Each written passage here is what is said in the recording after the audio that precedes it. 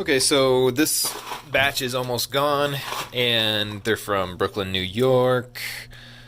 And it took me a while to enjoy this coffee. Usually Ethiopian varieties are my favorite by far, but this one, it took quite a bit for me to enjoy this. I tried every single pour over I have. I tried my Bodum coffee maker.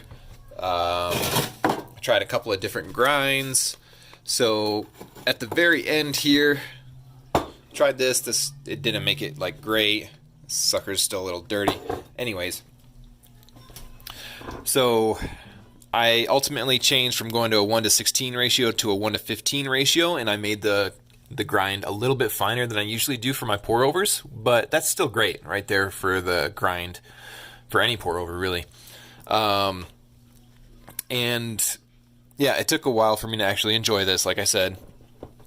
But now that I got all those things together, it has been a pretty nice cup. So overall, this trade experience has been good, and I'm not going to order that again, and I'm not going to say it's actually as good as maybe some of my favorites like from Madcap, or even my Messenger coffee from Yirgacheffe. They have this blueberry one from Messenger. Oh my gosh, it's amazing. I'll have to get some of that. I don't know when it's going to be in stock again. I don't think it is right now. Usually it's March-ish, but that could always change.